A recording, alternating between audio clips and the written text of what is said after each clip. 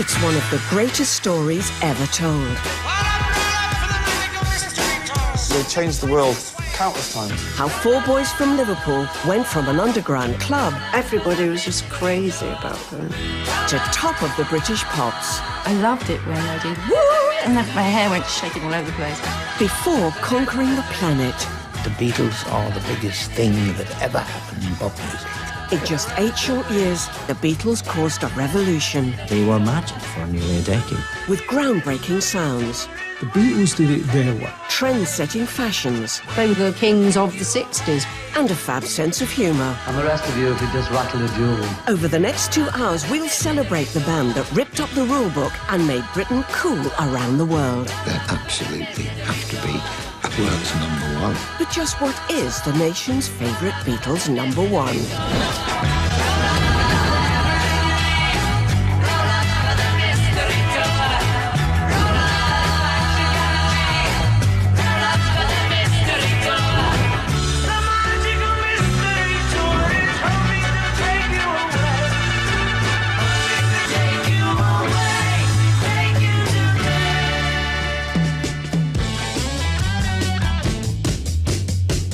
There was John, Paul, George and Ringo. Hello, Beatles. The Beatles scored an astonishing 27 chart-topping singles in the UK and the USA. I think they went for it fearlessly and created some of the greatest songs of all time. Tonight, we'll tell the untold stories behind those songs with a little help from their friends. It was an extraordinary thing to be in that car. With clips never seen before on TV. We said we can't show that. It makes them look like real people. And exclusive access to the original recordings. They would only add something to make it better, not just for the sake of it. So get ready for the results of our exclusive ITV poll and a chance to see the Beatles like you've never seen them before. The biggest, greatest band that ever lived. They appeal to all ages. The greatest songwriters of all time in my eyes. And we begin our countdown with the last of the Beatles' 17 UK #1s. Spring 1969. The QE2 ocean liner was making its maiden voyage to New York. The Apollo 10 spacecraft was orbiting the moon. And John Lennon and his new wife Yoko Ono were on their own personal crusade for world peace. Ballad of John and Yoko was a specifically storytelling song, almost in the sort of mode of old folk songs, about someone's life and what they did.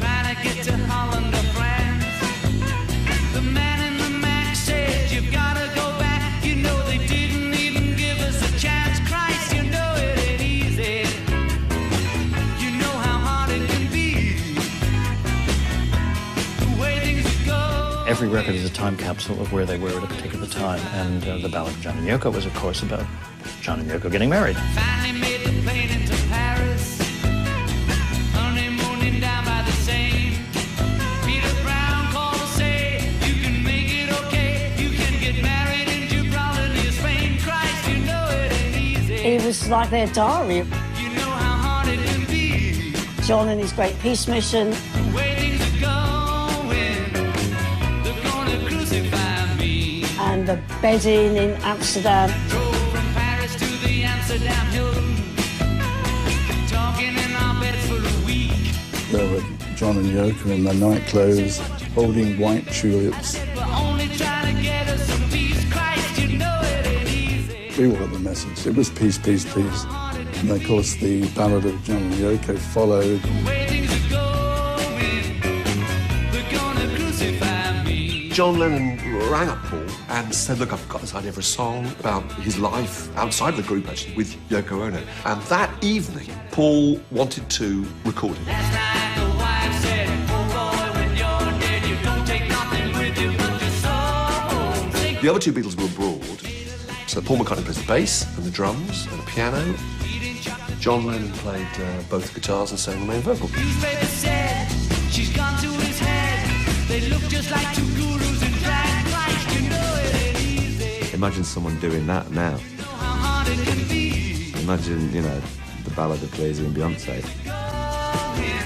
Brilliant. They're gonna crucify me. Day Tripper is a great song and a great riff. It was like the first riff I learnt on a guitar. The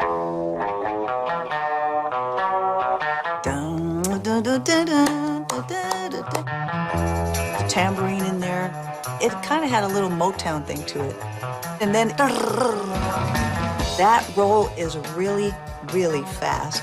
Got a good reason Pretty amazing. for taking the easy way out. Got a good reason for taking the easy way out now. She was a day. Recorded in autumn 1965, Day Tripper was written by John and Paul with the hope of landing their third Christmas #1 in a row. Well, it worked. I found out. They're staggering in their simplicity, Beatles songs. But it's the melodies on top of it are brilliant. She's a big teaser. She took me half the way there. But the way they hang their melodies around those chords is, particularly the early stuff, the pop stuff, is staggering. She was a day tripper, one-way ticket, yeah. It took me so long to find out, and I found out. Day Tripper is a great song. I think it had a slightly different meaning as you got older, but at the time it made me think of just like you could sort of hop off school for the day, get the train in from Bedford into Charing Cross or something. But I think it might have referred to people sort of going on a trip for the day, probably without having to leave their own homes, by taking newfangled drugs, quite frankly. Well, whatever that song was about, the Beatles were certainly a band who knew how to have a good time. In fact, these four likely lads could unite the whole nation with laughter. They were very funny. Very witty, the four of them, actually. John Lennon probably most famously. Like this one-liner that has gone down in Royal Variety show history. For our last number, I'd like to ask your help. Would the people in the cheaper seats clap your hands? And the rest of you, if you just rattle your jewellery. There's just something so infectious about seeing, particularly in those early days. It just looks like they're enjoying every moment. You got a word of advice for somebody who's starting out in show business? Do your best, you know. That's great. I think the humour was a very, very important part of their appeal. Right from the start, they were clever, they had little wisecracks whenever they did press conferences and all that sort of stuff. You want to get a haircut at all? No. No. I had one yesterday. I did a television show with them, and I said, well, I'd like to have a go at this pop singer myself. The only thing is I'd have to change my name, you see. I'd have to have a name like Cliff or Rock, something earthy. Well, I don't know, eh? Cliff Dodd. Yeah, well, what about Sod? Sod. They were still able to be four Liverpool lads having a lark. Hello, Eric. Hello, mate. I remember you. You're the one with the short, fat, hairy legs. No. He's the one with the short, fat, hairy leg. We're the ones with the big, fat, hairy heads. Get out of that. Hey! What do you like being famous? Well, it's not like in your day, you know. What do you mean, not like in my day? Well, my dad used to tell me about you, you know. In the old days. You've only got a little dad, have you? Back to the music now. And at 25 in our chart, the song that showed the Beatles could turn even musical accidents into hits. They're in the studio, John Lennon just leans the guitar against the amp, and all of a sudden there's this really weird sound. And John goes, wow, what's that? And George Martin goes, feedback, John. And John goes, well, can we record that? Can we get that on a record? Baby's good to me, you know, she's happy as can be, you know, she's... And it wasn't just the music that was breaking new ground. I feel fine coincided with the moment when their world popularity was so huge they could no longer satisfy those markets by going out and playing concerts. So they had to make these pioneering videos. I'm in love with her and I feel fine. I'm so glad that she's my little girl. This early example was filmed in Twickenham Studios. And the job of shooting it went to a 25-year-old filmmaker from Glasgow. I actually was the first director to do promo video, but I didn't know it at the time. She's in love with me My attitude was, let them do what they like. Ringo got in the bike, George singing into the punch bowl. John actually suggested a ride putting a cigarette out, and somebody actually said, oh, we could pretend we've been to the lavatory. Their manager, Brian Epstein, said, stop it, be serious. He wanted to have them playing instruments and sing. Baby said she's mine, you know, she tells me all the time, you know, she says so. But Joe McGrath also filmed an alternative version. These pictures have never been seen on television until today, over 50 years later. The Beatles got hungry during that tape, and they sent out for fish and chips. So they sat down in the studio and started eating these fish and chips out of newspapers and chatting. So I said, just roll the cameras on it and put a track over it. Because Brian was there, and at the end of it, he came over and said, you can't show that. Makes them look like real people, like the Rolling Stones. They never showed it. We're celebrating the most successful band in chart history, the four lads from Liverpool who unleashed teenage mayhem in the early 60s. The whole thing was astonishing. There'd never been that kind of hysteria. But what was it really like being there to see the Beatles? You couldn't hear anything. All you could hear was us screaming. I loved it when they did woo, and then my hair went shaking all over the place. But it was just like the most amazing thing to actually be there and see them. Everybody wanted a piece of the Beatles. Some were lucky enough to get it. I started getting asked for bits of shirts, hair, fingernails. I do the line on fingernails.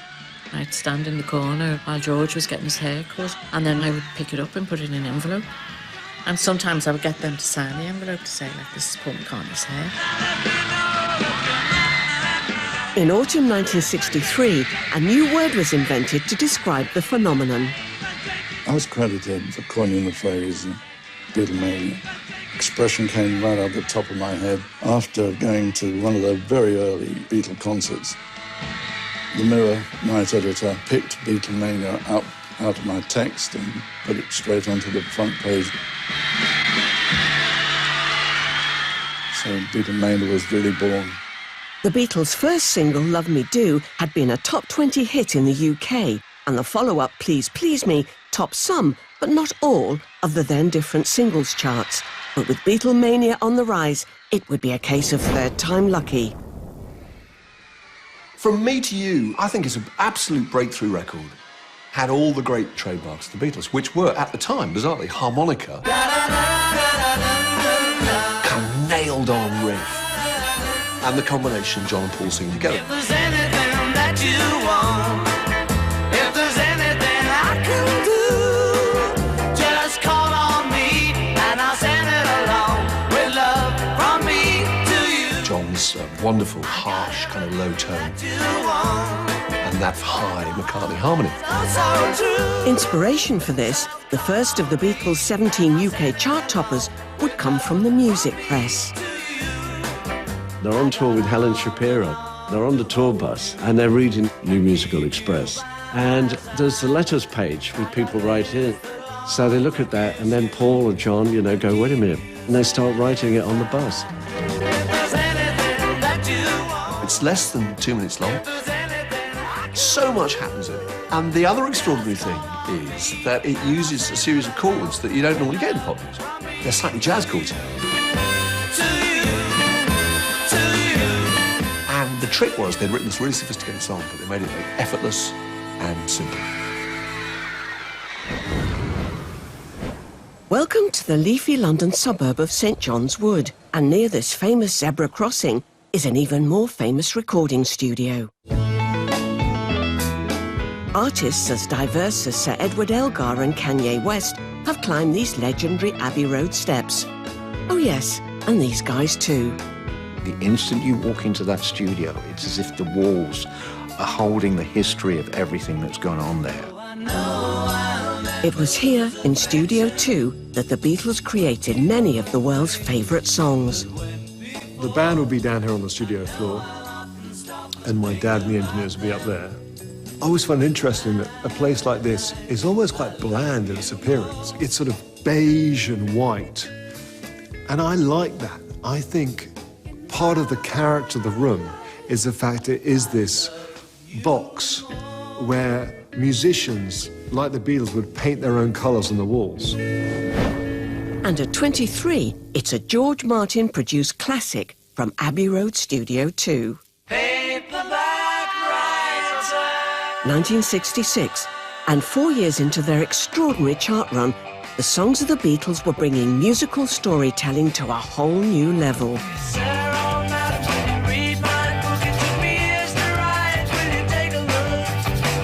Based on a novel by a man named Lear.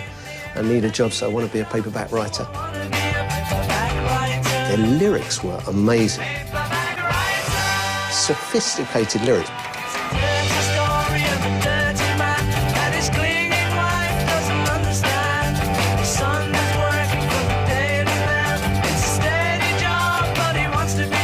Payback Writer is at that cusp of the studios becoming this box of tricks that they would look forward to going to.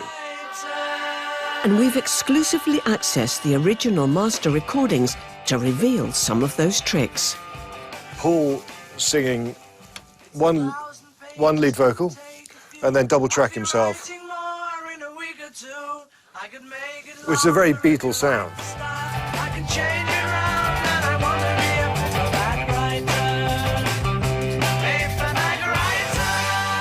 Fair Jacques, obviously, is a French traditional children's song. I think it's John and George adding extra harmonies while Paul's playing bass. Both Paul's Paperback Writer and John's B-side Rain were treated to lush-looking colour music videos, although their young American director found himself being asked some tricky questions. John Lennon asked me which song did I like best. And so I was thinking, well, how do I handle this in a kind of diplomatic way? And then I said, well, gee, I think they're both just so great. And John sort of turned away from me because he wanted me, I think, to come down on one side more than the other because he was looking for bare truth. And he didn't want any polishing of the apple, as it were. Our tour of famous Beatles landmarks continues in Savile Row, London, known for its tailors and for a remarkable event which took place one lunchtime in January 1969. Michael Lindsay Hogg was the director again, this time shooting the climax of the Beatles' final movie, and what would be the band's last ever public performance. We almost didn't shoot the roof and let it be because George didn't want to, Ringo didn't want to, Paul wanted to very much. John didn't say anything at first. We had 11 cameras, we were ready to go.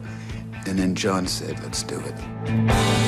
Jojo was a man who thought he was a loner, but he knew it couldn't last. I was lucky enough to blag my way onto the roof of Savile Row when they done their famous farewell gig. Get back to where you once belonged. Went up on the roof, and indeed, there were the boys. It was so exciting. Nobody'd done that before, so, you know, it was like, oh, my God. We were going to do a concert somewhere in the world, but we never could agree where the concert was going to be done. So I suggested that, since they wouldn't go and do it in Tunisia, or wherever the hell we're going to do it, is that we do it on the roof. Get back to where you once belonged. The thing which is wonderful about Get Back is that the Beatles were happy when they were playing on the roof. To where you once belonged. Get back, Joe. Whatever disputes had been between them in the past several months, playing together again for an audience, even though it was 2 stories below or on the adjoining rooftops, they felt like themselves again.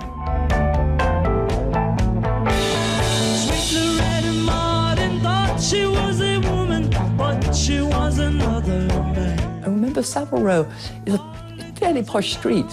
Full of tailors, businessmen, directors, and they'd be looking up, thinking, what the hell is going on there? The sound was turned up really loud. I'm sure somebody complained.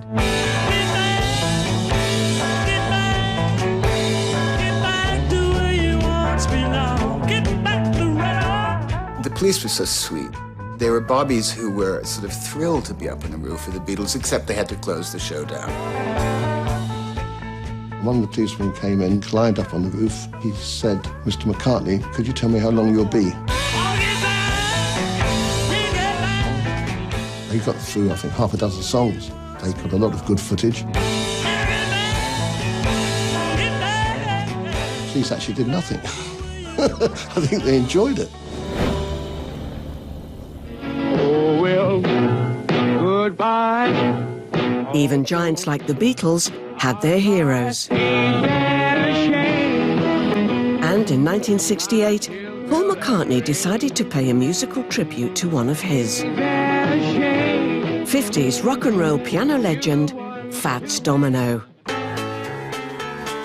With John Lennon lending Paul a hand on the lyrics, Lady Madonna was a song that Fats Domino would go on to record himself. Lady Madonna, children at your feet, wonder how you manage to make ends meet. Lady Madonna, definitely one of my favorites. It's very beautifully written.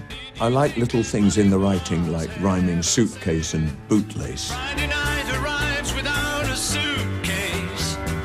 Sunday morning creeping like a nun. Monday's child has learned to tie his bootlace. See how they run. The Fab Four played a lot of instruments, but they couldn't play everything, and Lady Madonna needed a specialist. They hired Ronnie Scott to come and play tenor saxophone on it. He was one of the greatest musicians in this country. And the boys accompanied this jazz great with their own brass section. Kind of. It was John, Paul and George. Similar to the kind of sound that you get when you put paper over a comb. See how they run. Quite funny. Lady Madonna, lying on the bed. Lady Madonna has a particularly strong resonance with me because piano records weren't in the charts then. And suddenly this record came out that not only had a piano on it, but was like just what I wanted to play like. Paul McCartney is a brilliant piano player. Tuesday afternoon is never ending. But why in the promo video that came with the song is it John, not Paul, playing piano? The reason for that is the day they were meant to record that video, John Lennon arrived at the studio with a song called Hey Bulldog, and they got the instruments up and they started rehearsing the song and decided to record it then and there. When the film crew arrived, they were just told to film whatever they could, and they're actually filming the Beatles performing Hey Bulldog. They were so fast-moving and so looking to the next project that they just hadn't got time to produce a proper video. If anyone ever needs basic education in the Beatles, I just point them to 1967. The album Sgt. Pepper's Lonely Hearts Club Band, the #1 single, All You Need Is Love. All you need is love. The double-sided single, Penny Lane, Strawberry Fields Forever. Let me take you down, 'cause I'm going to Strawberry Fields. The EP Magical Mystery Tour. I am the Eggman. They are the Eggmen. I am the walrus. Cuckoo-cuckoo. And the Christmas #1, Hello Goodbye. You say yes, I say. For most artists, that would be a career. For the Beatles, it was 1 year. I say go, go, go. Oh no. You say goodbye and I say hello. People forget that Hello Goodbye was #1 for 7 weeks and one of their biggest records because they'd had such a huge year that people were still digesting Sgt. Pepper. So it was easy to not devote your full attention to Hello Goodbye, but it's a great pop record. I say hi, you say. But while 1967 was a stellar year, even by the Beatles' high standards, it also brought tragic news of the man who discovered and managed them since 1962. Brian Epstein died. And Paul seemed to be trying to be the one to hold them together. And when I look back on it, I can almost think of Paul in that position where the others are not being negative, and not in a bad way, but certainly their feelings were quite, I should imagine, confused. And he's trying to stay positive. When they're saying goodbye, he's going, no, it's hello. Hello, goodbye still sounds great. And it stops. And then starts again. All radio station owners are afraid that their listeners are going to stare at their radios and think either transmission has stopped or their sets are broken. So very rarely do they want to hear a record stop. But Hello, Goodbye got away with it. Next in our search for the nation's favourite Beatles #1, it's a classic written but not sung by Paul, and one that would inspire an animated Beatles movie. It's Full Speed Ahead at number 19 in our poll. In the town where I was born lived a man who sailed to sea, and he told us of his life in the land of submarines. I like Yellow Submarine. So we sailed on, You know, it's a different thing. It's a different feel. till we found the sea of green, and we lived. It was ideal for Ringo, and I think so much of it, the appeal of it, is the way Ringo delivered it. We all live in a yellow submarine, yellow submarine. Ringo Starr was born Richard Starkey, the eldest of the Beatles and the last to join, in summer 1962, just months before their first hit. Yellow submarine, and our friend. It became tradition that Ringo sang one song on each album, and Yellow Submarine was written with him specially in mind. Now, you could give it to John or Paul with a magnificent voice. It wouldn't be right. It has to be that every man's voice, which is Ringo. We all live in a yellow submarine. Yellow Submarine also played to the strengths of their genius producer, George Martin. My father did lots of comedy records with Peter Sellers and Spike Milligan, and the Beatles loved this. They loved comedy. So when it comes to something like Yellow Submarine, the creation of sound effects of the sounds of a submarine would appeal to them all, whether we have voices through megaphones, chains pulled across the floor. It's fun. And there's more fabness just around the corner. Anyone care to guess the next stop on our magical mystery tour?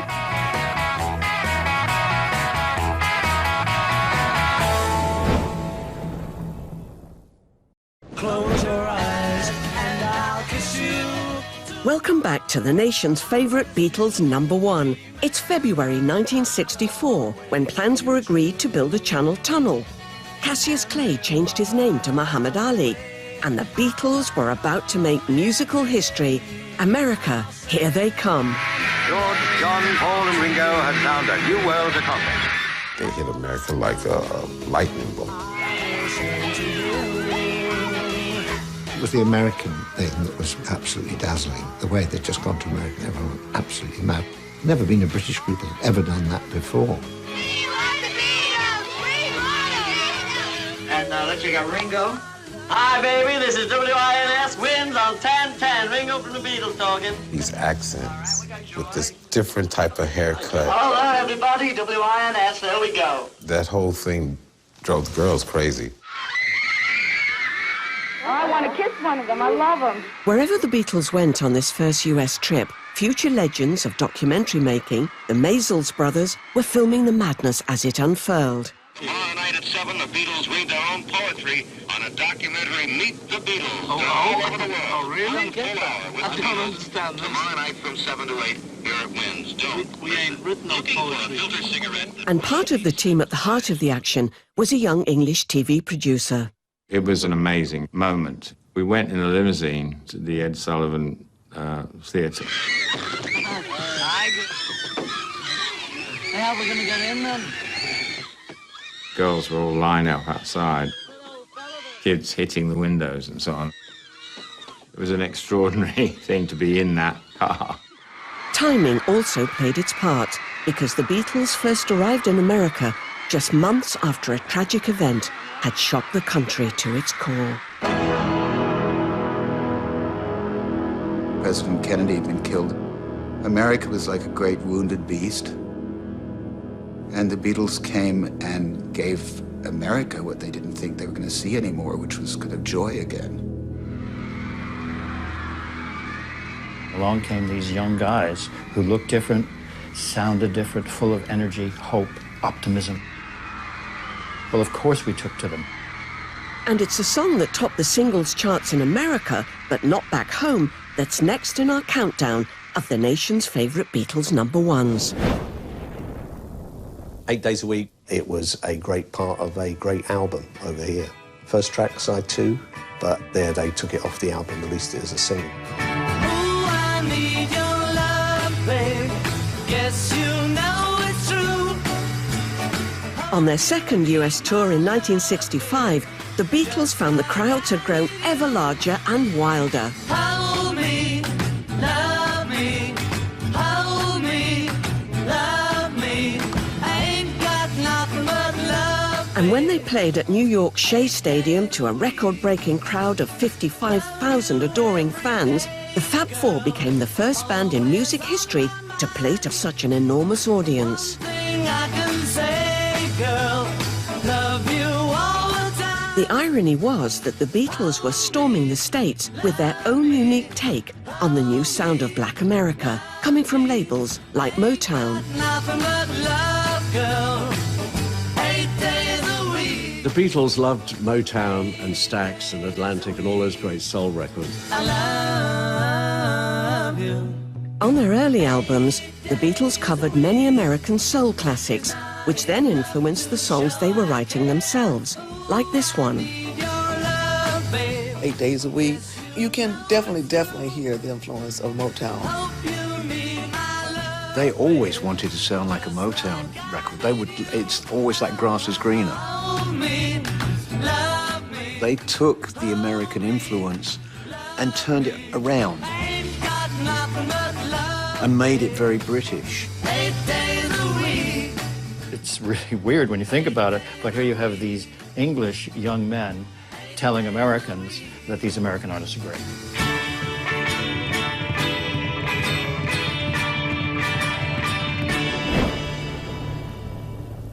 All the songs say Lennon and McCartney, but they're usually a John song or a Paul song, but sometimes they do really work together on one. Try to see it my way. Do I have to keep on talking till And that was true about We Can Work It Out. while you see it your way? Run a risk of knowing that I love the song, but I almost love it more because of that perfect example of them as a dream team. we can work it out. Think of what you're saying. You can get it wrong and still Paul is very optimistic, you know, we can work it out, think of what I'm saying. it's all going to be all right. Work it out and get it straight or say goodnight. And then you get John Lennon coming in the middle, who's like a bit more pessimistic. Life is very short and there's no time. You know, when I see that video now, and you're close on John, and he's singing the line, you know, life is very short. It's no longer just a statement that a pop star is making. It's a statement that's actually happened to him. But thanks to the magic of television, you can still see him looking young in the prime of John Lennon. Try to see it my way. Only time will tell if I am right or I am wrong.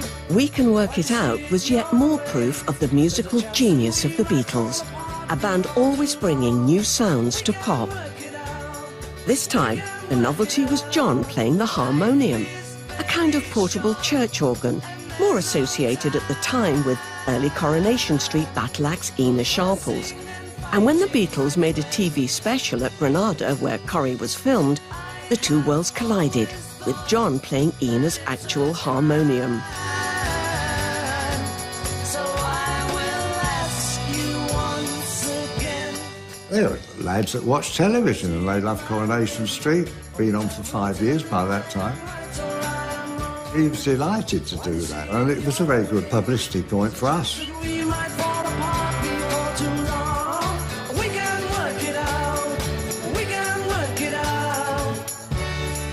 It's one of my definite favorites.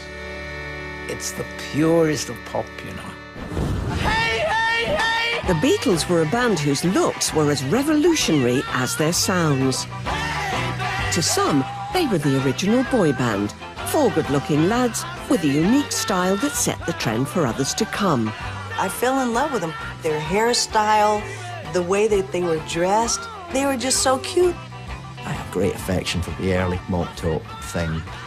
Yes, even their hairdos sent the crowd wild. Just let me hear some of that rock and roll music. But it hadn't always been like that. In their early days at the Cavern, they looked like a down-and-dirty rock and roll band. We just bought leather jackets, so it ended up we're all on stage with them.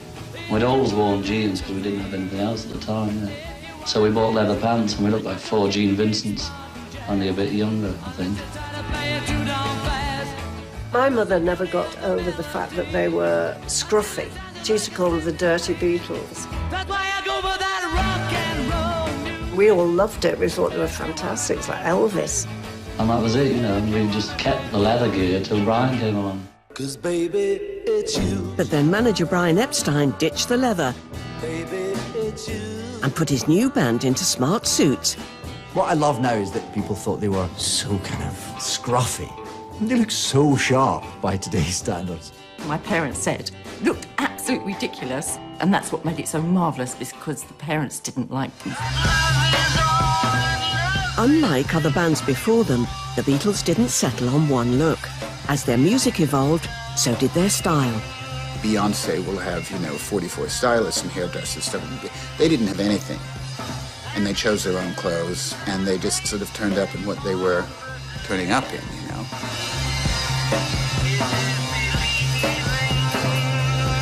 As the 60s wore on, the Beatles' fashion would lead the world.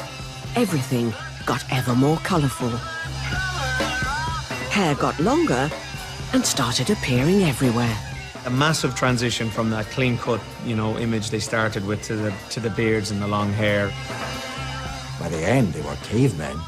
Like they were trying to conceal themselves behind bushes of hair. Maybe they were all trying to hide from each other by that stage, I don't know. Time to return to our countdown now.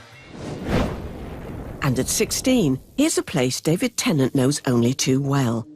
The TARDIS. You've got a television? Show it. Yes, we've travelled back in time to 1965 and a rarely seen clip of the Fab Four.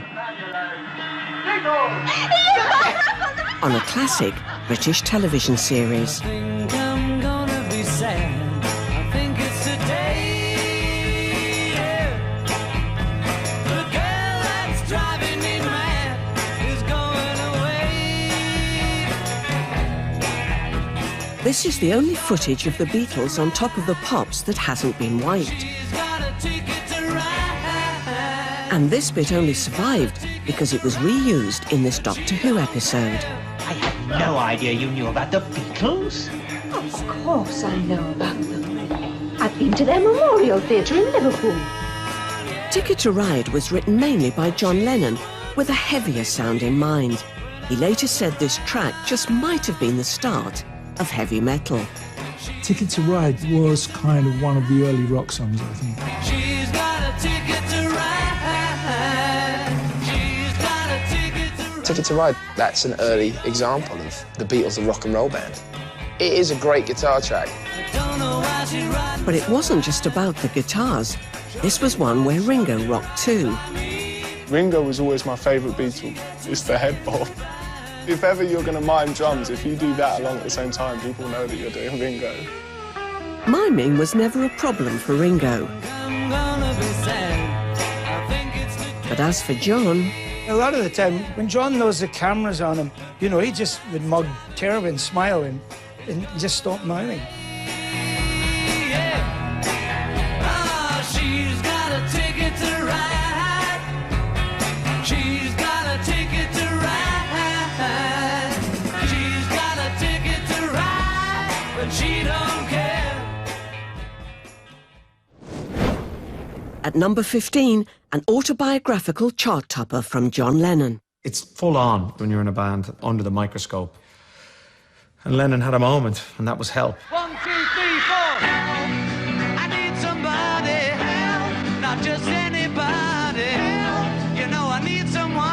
help was John calling for help.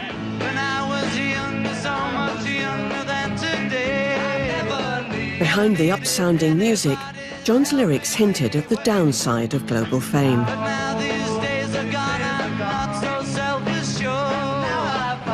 I think he was beginning to feel the pressure of the whole Beatledom thing.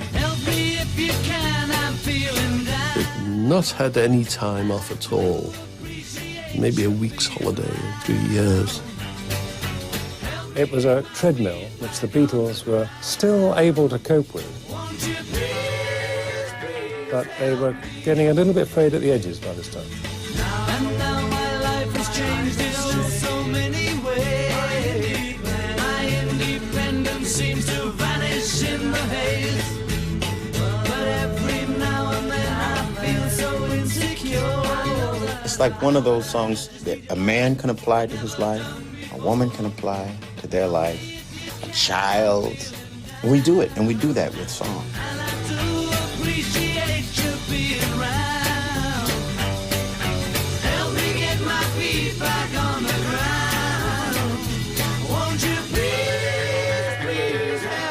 Help was the title track of the band's second film. And at that time, the movie Help and everything, it seemed to me that they owned the world.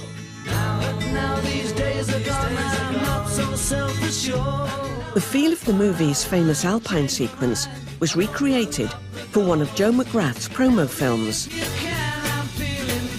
but on a much smaller budget. The link was just that bit of paper snow. Bit of paper snow and Ringo with an umbrella. A lot of paper was swallowed.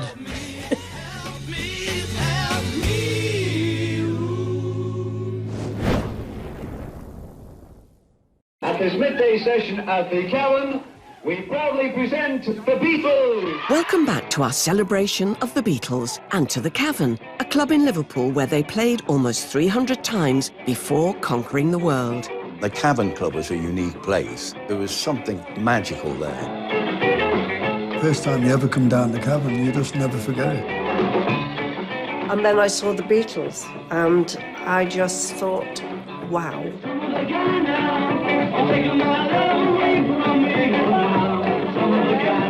The Beatles were only captured on film at the Cavern once, and this is it, a performance of Some Other Guy, shot by 25-year-old Granada TV director Leslie Woodhead.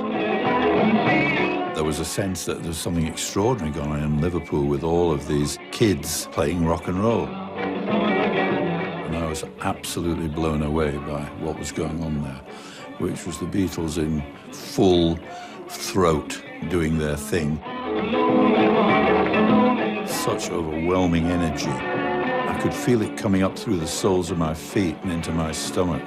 There was something really special going on there. Just 6 weeks after this performance was filmed one August lunchtime in 1962, the rest of the country would get its first taste of the excitement when, in the same week as the first Bond film, Dr. No, the Beatles' debut single was released. And it's the song that's been voted number 14 in our exclusive countdown. Love Me Do was just like the opening of the doors for the Beatles.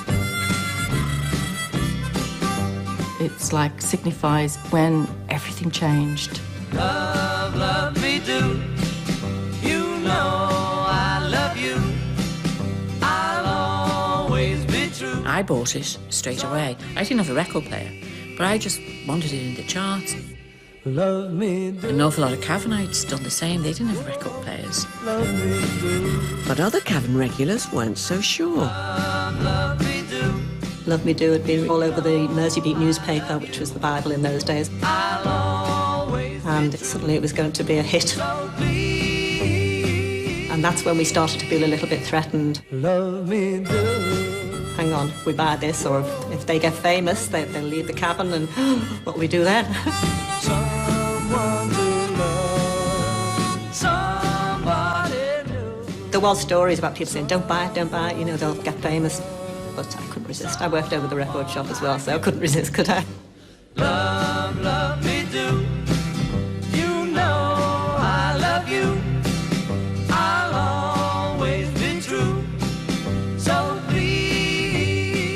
Love Me Do stalled at a modest number 17 in the UK charts in late 1962, but that was only the beginning of the song's chart success.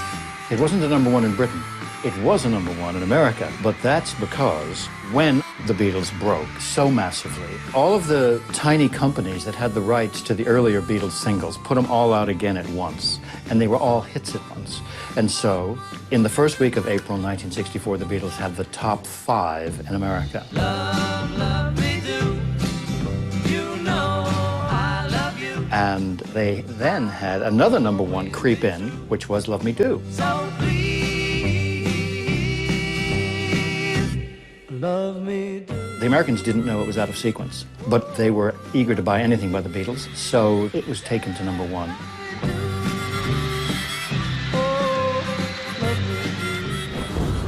Before the Beatles captured American hearts in 1964, they had begun a lasting love affair with Europe too, as this German TV footage shows.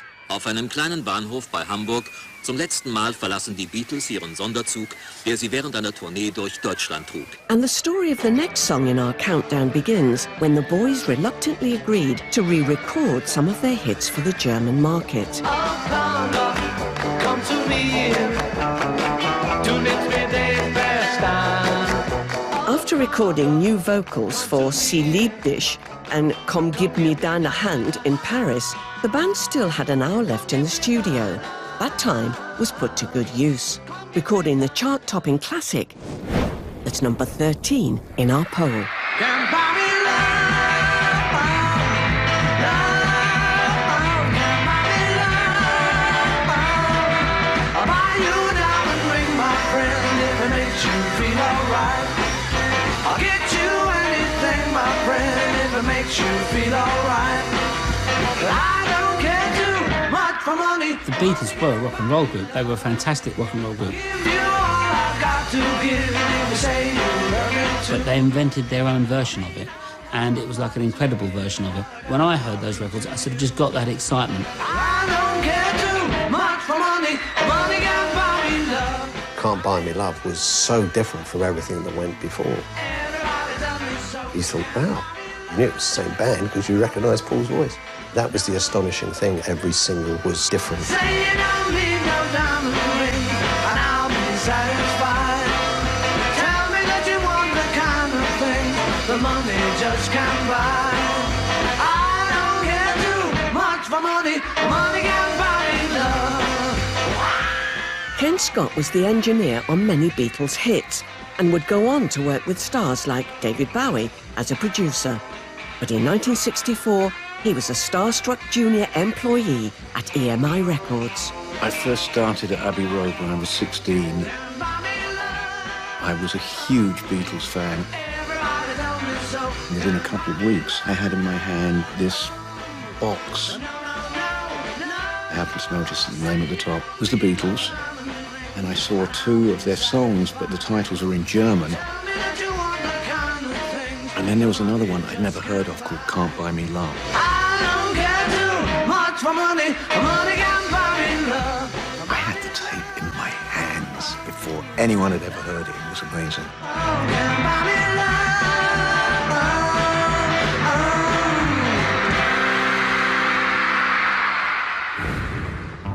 To lead a better life, I need my love to be here.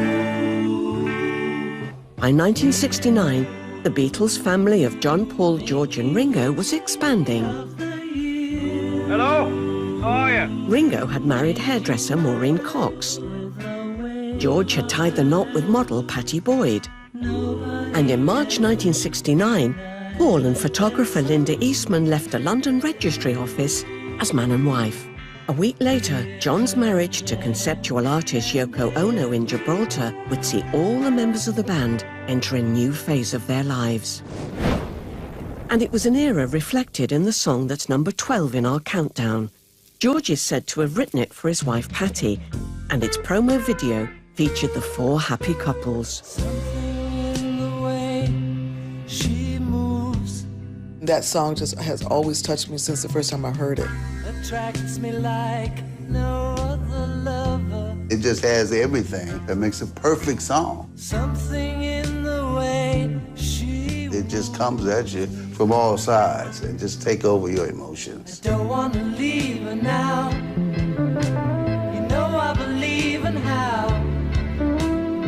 Something was a landmark song for the youngest Beatle, George Harrison. After 7 years of Lennon and McCartney hits, this was his first to be released as a single. But I don't need no other lover. George was a great songwriter, but the other two were like typewriters. You know, if they didn't write a song in 10 minutes, they'd throw it away and start another one. Don't want to leave her now. George spent a lot of time getting his right because he knew he had to present it to those two. It wasn't until 1968, 69 when he had a long time in India to write an awful lot of songs. You're asking me where my love grows. I don't know.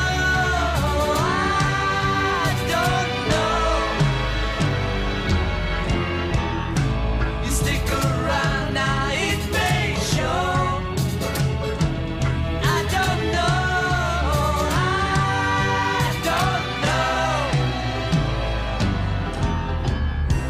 What a beautiful song. What an absolutely beautiful, dazzling song. And of course that guitar bit, whenever you hear that, it's kind of shiver up the spine. Artists as diverse as Elvis, Shirley Bassey and Liberace have covered something, although not everyone had all the facts at their fingertips. It's just funny when Frank Sinatra used to perform it, he used to say this is one of Lennon and McCartney's greatest songs. Something was released as part of a double A-side. And next in our countdown, the song that was on the other side. It's the bass line, man. It's just pumps. Come Together, for me personally, stands out. There's so little going on, but so much sound. The feel of the music, the groove, it sounds so contemporary when it opens. Here come old flat top, he come grooving up slowly. Got juju eyeball. The words that come together is great. What a great poem, like a modern, it's like a beat poem. John Lennon always had that weird sense of humour. To be a joker, he just do what he please. And that ability just to go off into this made-up, crazy world. What is it about? What is a mojo filter? What is a juju eyeball? What is a walrus gumboot? Walrus gumboot, he got What is a spinal cracker? he want. Spinal cracker, he got feet down below. I like this. You've no idea really what the song's about. Hold you in his armchair, you can feel his disease. Come together right now over me. And the other extraordinary thing about it, which I only discovered recently actually, is it's a live recording. They had several takes of it, but what you hear is the four of them playing absolutely live in one take in the studio. Phenomenal musicianship. Come Together is a great song. It was just so different. You never could figure out where the Beatles were gonna go.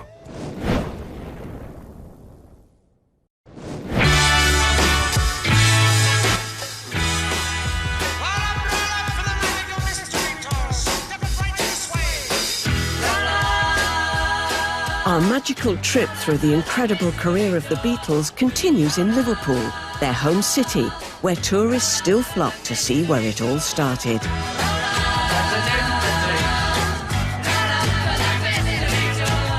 OK, guys, step right this way. And among the main attractions, the homes where the four boys grew up.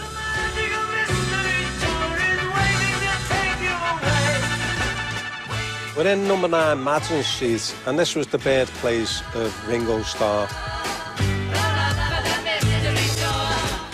George's childhood address would stay with him throughout his career. Arnold Grove was a name that George used to use when he was signing in and out of hotels. That was his alias. The homes of John and Paul have been restored by the National Trust to to how they would have looked when they were boys. John lived here on Menlove Avenue for 18 years. And this is the very porch where John and Paul practiced their vocals. They'd sing Elvis's Blue Moon in there and try to recreate the harmonies of the Everly Brothers. There are songs which are definitely known to have their genesis here in the house. They are What Goes On, I'll Get You, Hello Little Girl, but perhaps most famously of all, Please Please Me. Nearby on Forthlin Road, Paul's house was where some early Beatles songs got their first hearing. One of them, She Loves You, performed to an audience of one, Paul's dad, Jim. Jim listened and he said, "It's great, I like it, but I'm not so keen on the Americanisms in the chorus. Can you change those?" So Jim wanted, "She loves you, yes, yes, yes." He didn't like the yeah-yes, a bit too American at the time for Jim. From its debut in Paul's front parlour, She Loves You would go on to take the world by storm. And it's number 10 in our countdown. The first Beatles record I bought must have been She Loves You. It sounded so fresh. It was like the teenage girl anthem. And everyone would jump up and down and sing. It was so brilliant.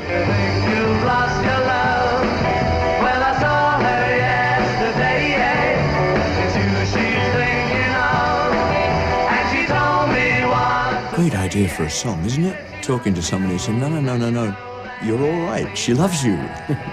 That can't be bad. She loves you, and you know you should be glad. They changed my world in so many ways because suddenly it was a group and they sang their own songs. And that was a revolution. Now she says she knows. Because it made so many like me think, maybe I could too. Maybe I should. The other thing about it was that it brought George Harrison, very significant, to the front line.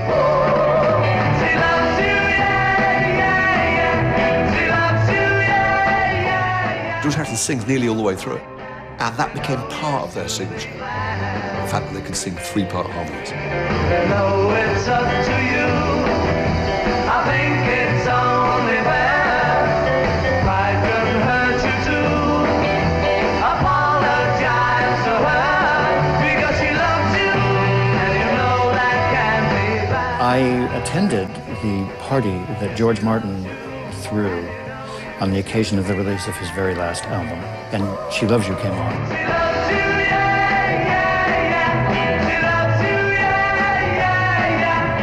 I noticed there was a fellow dancing up and down in the corner, and I looked a little bit closer, and it was Ringo Starr. When it was over, he said, "Great record." Well, who can disagree? You know you should be glad.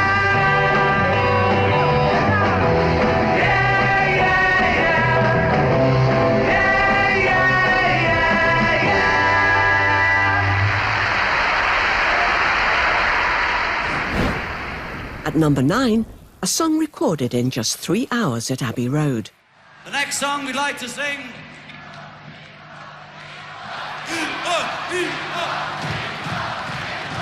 It's called Our Day's Night. And with one of the most famous opening chords ever. Guitarists around the world have tried to work out what chord that is.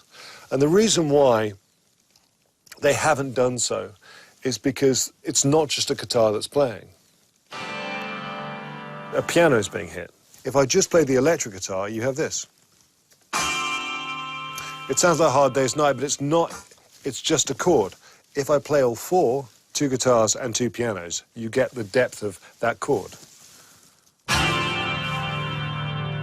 It's been a hard day's night, and I've been working like a dog.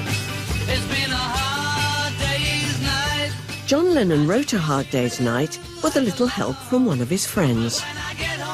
It was one of Ringo's little funny sayings. He just said, "It's been a hard day's night." John looked at him and said, "That's it. That's the title we want." Ringo's saying also gave us the title of the Fab Four's first film, nominated for 2 Oscars and setting records in the first week of its release in Britain. I thought they were very funny in the film. I thought they were naturals. And they found an identity in the film which was very real. It was sort of like, yeah, they were the boys I knew. That's good, fantastic.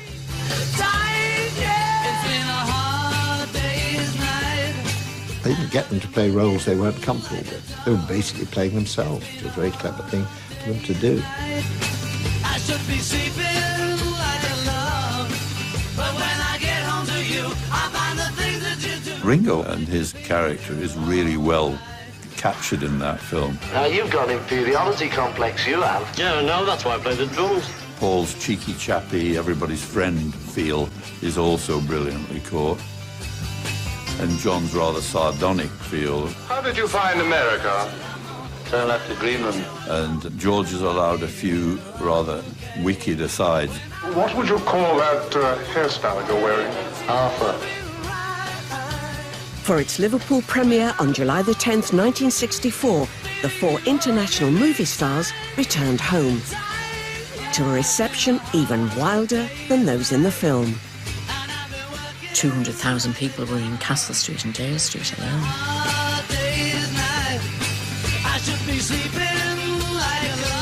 When they opened the doors to go out onto the balcony, the noise was horrendous. And here they are. Just listen to those screams when the police are having a pretty tough time. It's certainly one of their hardest days, nights. Looking out and just seeing the whole street just full. That's when I realised they were famous. At number 8, the last of the Beatles' amazing run of chart toppers, an undoubted classic, but one which splits opinion to this day. In April 1970, the same journalist who'd been following their progress since the days of Beatlemania broke the news that the greatest band in history had decided to go their separate ways. From a journalist's point of view, it was a great scoop, but it was kind of sad in many, many ways because we'd travelled the road a long time, and as Paul wrote, it was the end of the long and winding road. We'd reached it, and I knew we'd reached it. The long and winding road that leads to your door. The Long and Winding Road is the most outstanding record. Will never disappear. The melody, the voice, haunting vocal, magic. I've seen that road before. But by the time it gave the Beatles their 20th US #1 in June 1970, the band were no longer together. And even this song was cause for dispute. The Long and Winding Road is a very strange story. First of all, the artist had no idea that it was going to sound like what it sounded like, because Phil Spector got it. Its writer Paul McCartney had no idea that maverick producer Spector had been brought in. His task? To tidy up the unfinished tracks that George Martin had originally recorded for what would become the Let It Be album.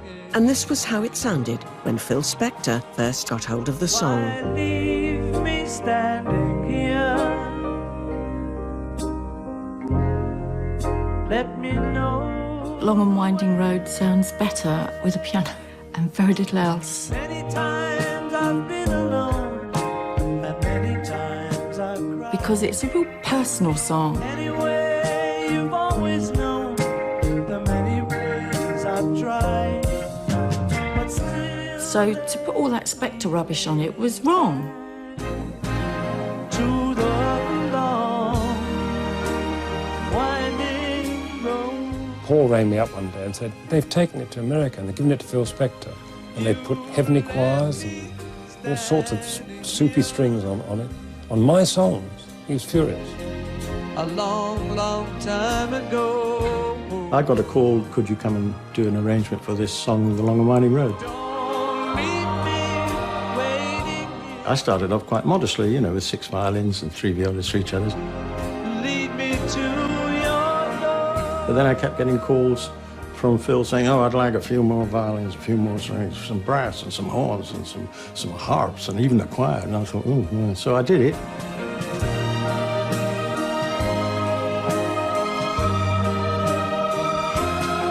And then the final snap was that EMI said, well, we wouldn't have my name, on the album, because Phil Spector had now produced it.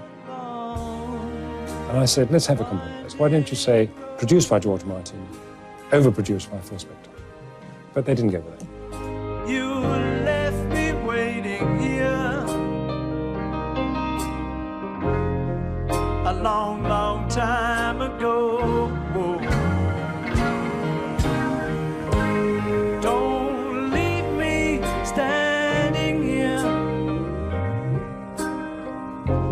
Lead me to your door.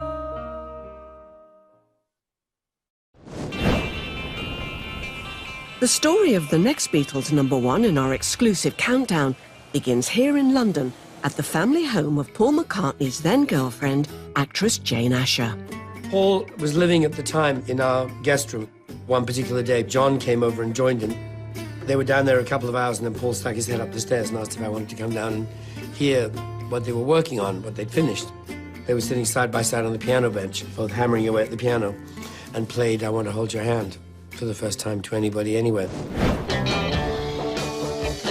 You kind of go, you know, am I going mad, or is this just about the best pop song I've ever heard in my life? Oh yeah, I'll tell you something I think you'll understand. When I say that something, I wanna hold your hand. Landing UK #1s was becoming business as usual for the Fab Four. This was their third in 1963 alone. But I Want to Hold Your Hand also started to climb the American charts, and so by early 1964, it had conquered the Billboard Hot 100. Just 7 weeks earlier, they were performing this song on Granada's local magazine show. Now the Beatles were playing it to what seemed like the whole of America. In the first week of February, they appeared on The Ed Sullivan Show to the largest television audience to date, which was 73 million people.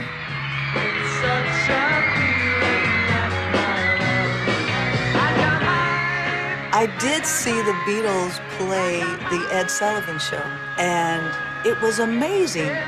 I fell in love with them. We were all saying, who liked who? I like Paul, I like John, I like George. I like Ringo.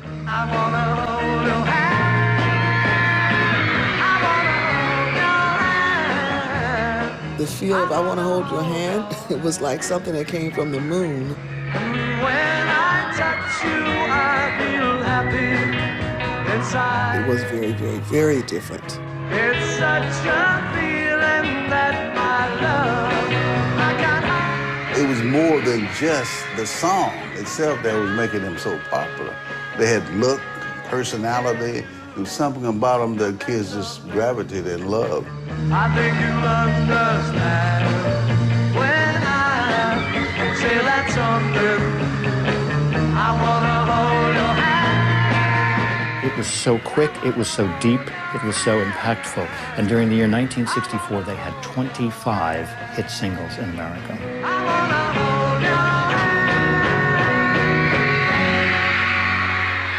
Next, we're moving on 3 years to 1967 and the great Beatles album that got away. Let me take you down, 'cause I'm going to Strawberry Field. The Beatles decided to make a concept album Nothing is real.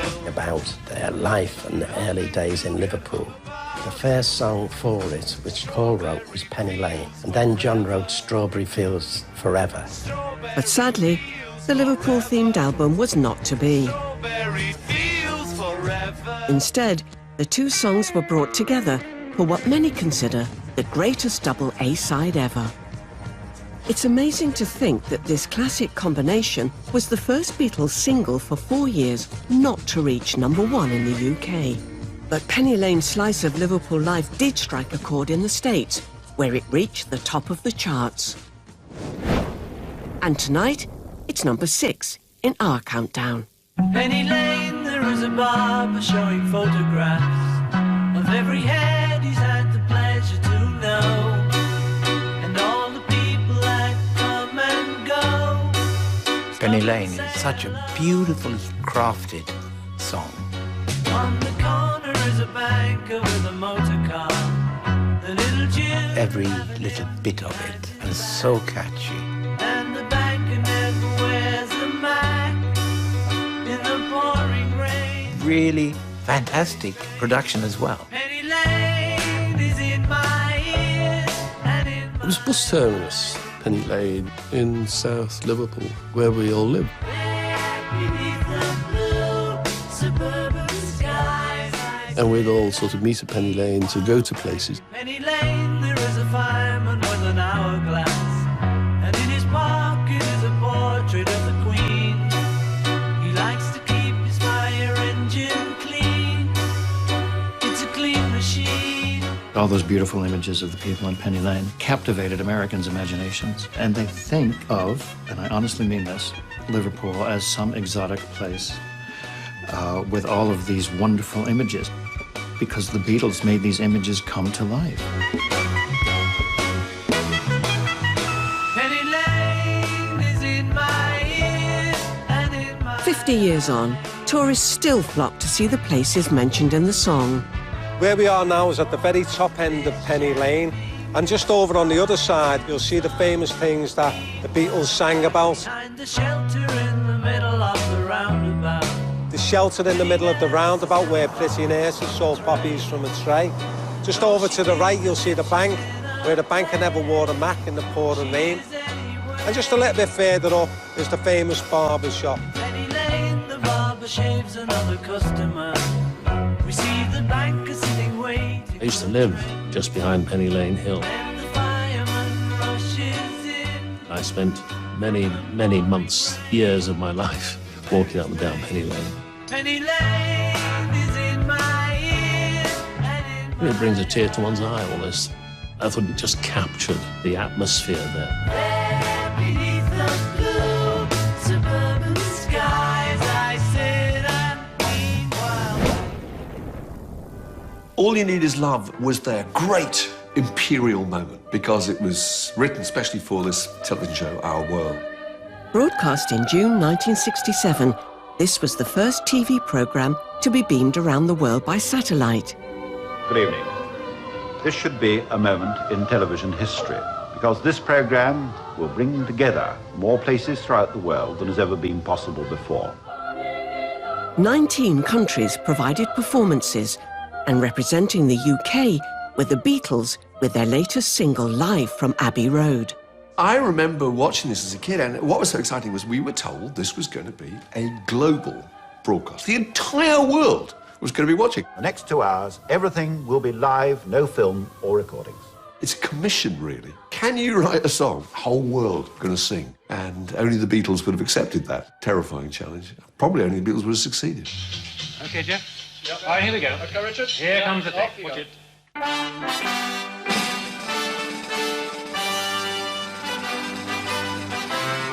I felt really nervous on the Beatles' behalf. You know, I remember watching it live and thinking, what do they feel? The whole world's watching. And eventually the camera alights on John Lennon, who, if I remember rightly, had his hands on his headphones and his eyes shut and was completely self-possessed. Nothing you can do that can't be done. Nothing you can sing that can't be sung. And was chewing gum. Nothing you can say, but you can learn how to play the game. It's easy. And I can remember thinking, this is how cool are the Beatles? Nothing you can make that can't be made. No one you can save that can't be saved. Nothing The broadcast came just as the summer of love was in full swing, easy. with a song that summed up an era of optimism. All you need is love. Love used to be talked about a lot in the 1960s. There should be a better way of living than everybody just cooperating with each other. All you need is love. And the Beatles are very influenced by that. Love is all you need. In the build-up to this moment of history, fellow Cavan graduates, the Merseybeats, were allowed a rare glimpse of the Beatles at work in the studio as the song came together. They'd done the backing track, love, love, love, love, love, love, love, love, love. That's all they had. And they said to us, what do you think? And what did you say? Well, I like the words. But then Paul kept popping his head outside and said, "John, have you written any lyrics to this song yet?" And John said, "We've got 2 days. It doesn't go out live till Friday." Nothing you can know that isn't known. Nothing you can see that isn't shown. There's no way you can be that isn't where you're meant to be. Here's this ultimate sing-along song. It was uplifting and it meant something and it really worked. I just felt so incredibly proud that this wonderful band were performing a breathtaking song and representing our country. I thought, I bet all the other countries in the world are probably a little bit jealous, actually. All you need is love. All together. All you need is love. Everyone. At number 4, it's the McCartney classic from the Revolver album that topped the singles charts in 1966 as a double A-side with Yellow Submarine.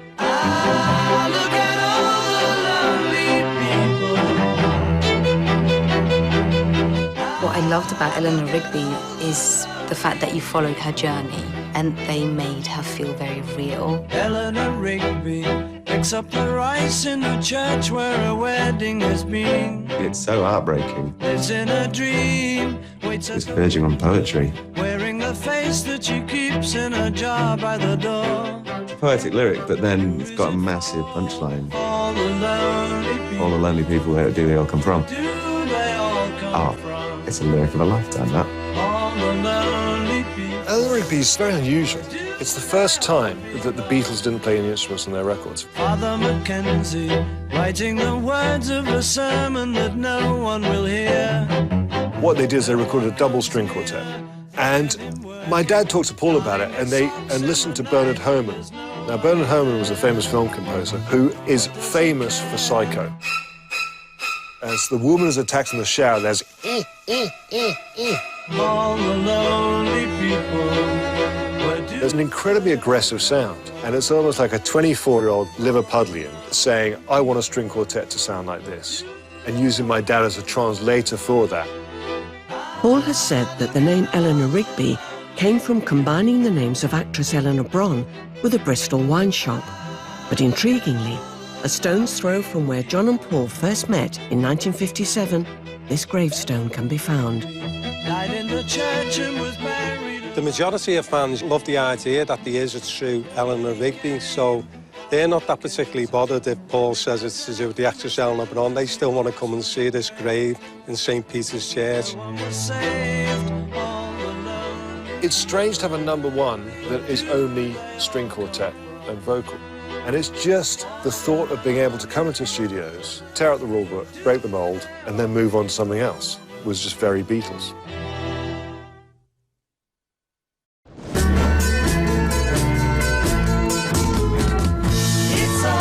Welcome back, as we're nearing the end of our incredible journey to reveal the nation's favourite Beatles number 1. And we're now into our top 3 and the epic title track from the Fab Four's final album and film, based on a dream Paul McCartney had about his late mother, Mary. When I find myself in times of trouble, Mother Mary comes to me, speaking words of wisdom, let it be. And in my hour of darkness, she is standing right in front of me, speaking words of wisdom, let it be. Paul has said the dream came to him during a difficult time in the band's history, when Mary appeared to him saying, "It will be all right, just let it be." Whisper words of wisdom, let it be. The dream that he had about his mother, I can imagine him having an experience like that. It's quite mystical, isn't it? There will be an answer, let it be. When she died, it was like a big, big thing to him. He was very, very close with his mum. The fact that he wanted to put that into music, trying to sort it out in some kind of creative way through a song, that's very him. Let it be, let it be, let it be, let it be. Yeah, there will be an answer, let it be.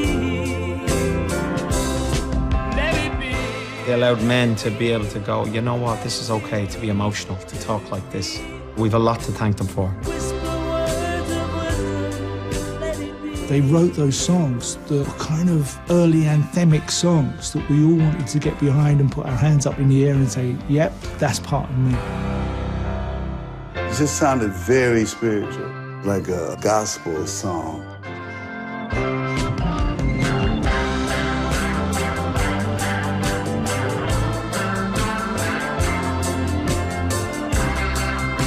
It's very kind of stripped back, simple way of delivering that message. It says all it needs to say, and there's just no need for elaboration.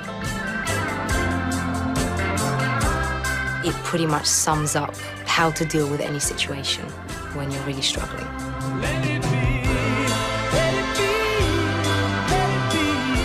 This would be the final single released before Paul McCartney left the band, and the Beatles were no more. Let It Be has a finality to it. It almost sounds like the song for the credits at the end of the film.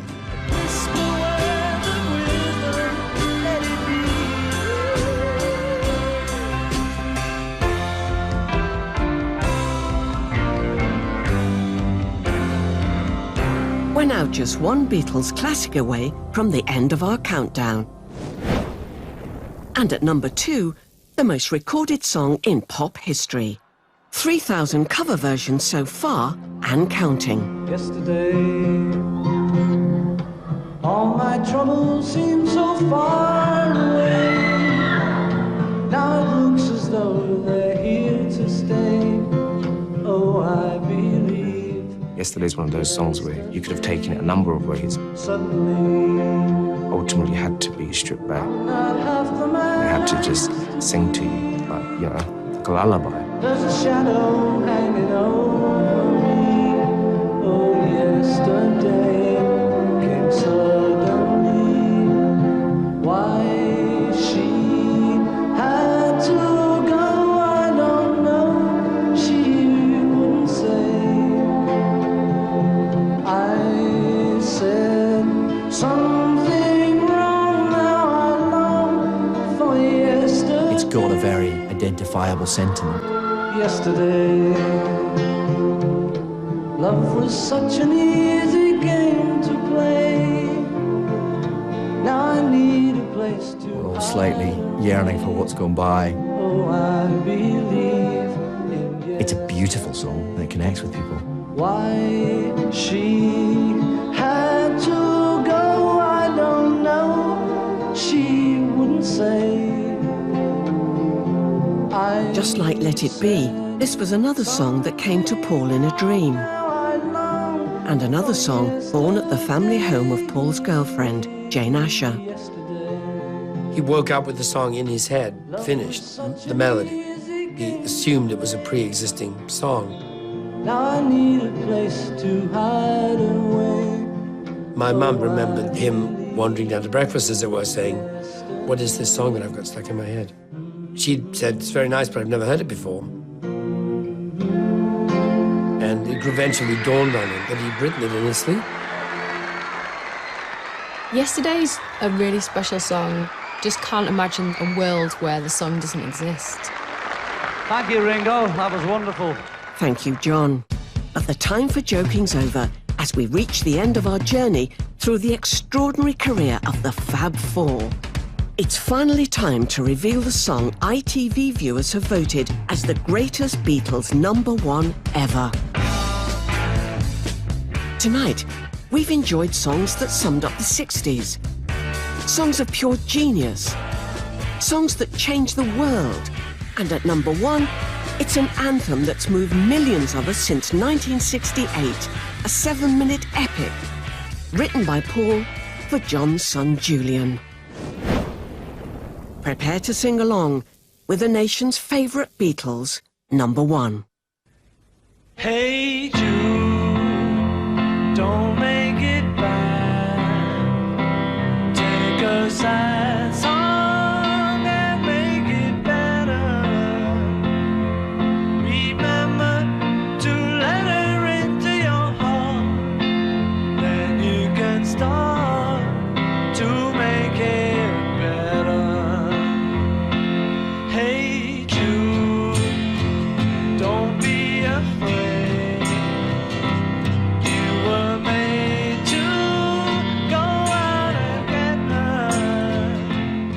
John Lennon loved that song because it was written for Julian. It was Paul's way of saying, I know your parents have divorced, but things are going to be okay. What a present to give to someone. And it was a beautiful gift in our lifetime for us. And anytime you feel the pain, hey Jude, refrain. Don't carry the world upon your shoulder. The song has open arms in the way that it's saying, don't worry. You know? You want to sing it with each other and to each other, whoever you're with.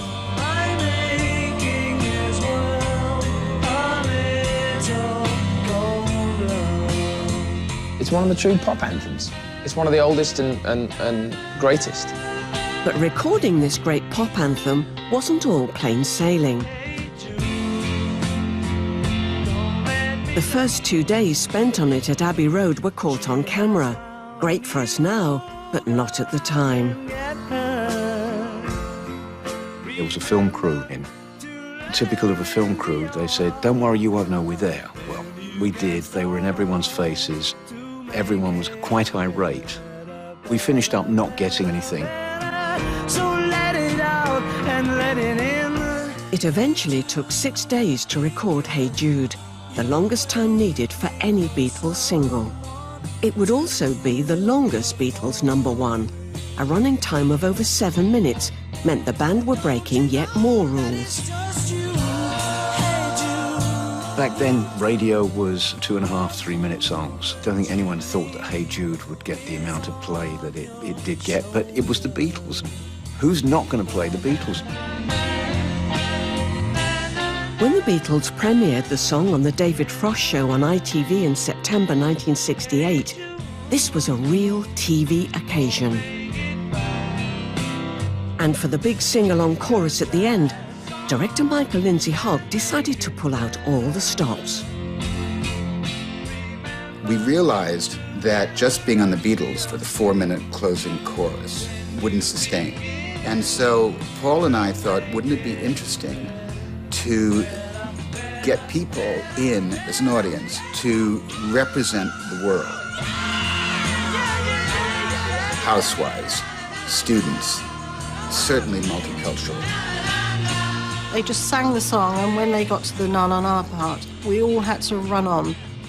I was about 2 people away from Ringo and singing my heart out. It was a once in a lifetime. It's a really lovely memory.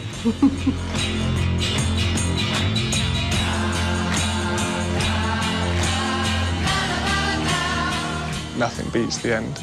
When it's the big sing-along, hands in the air. And at that point as well, if you've got a room full of people, it doesn't matter if they can sing or not. If they want to shout along, that works. If you don't join in on Hey Jude, there's something wrong with you.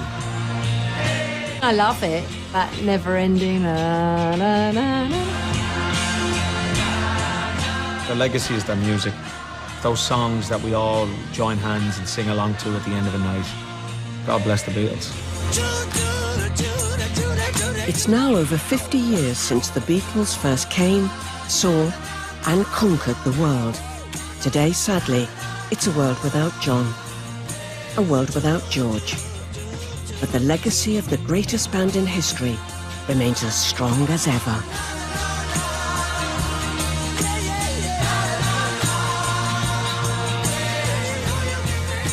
To go from Love Me Do to Hey Jude in 7 and a bit years, it's staggering. Yeah, it's staggering. I've had holidays longer than that, do you know what I mean?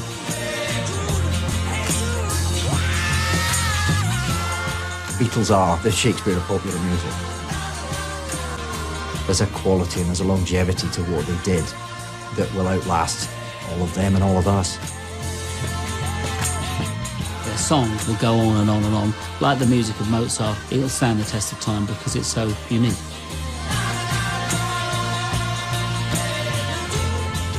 You listen to a Beatles record and generally it'll make your day a little bit better. They've given the world a huge amount of enjoyment, and it's as simple as that.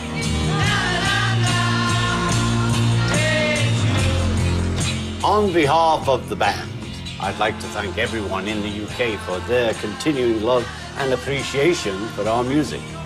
Our early success was all down to your wonderful support, and we have never forgotten that. Thank you. Paul, you're up next. Hello there. This has been a great program, and I'm very happy to be part of it. I can't believe that after all these years, people are still listening to the Beatles, still playing the music, and I send my best. Have a great one. Peace and love.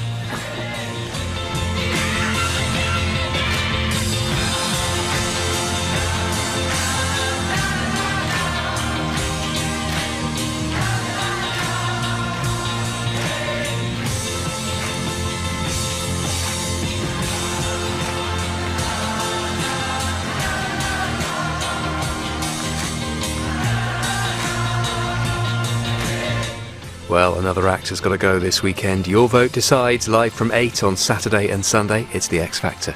Next tonight, Sean Bean stars in a new drama, The Frankenstein Chronicles, exclusive to ITV Encore. And on ITVB, it's the new series of The Only Way is Essex. Next, hear the latest ITV News at 10.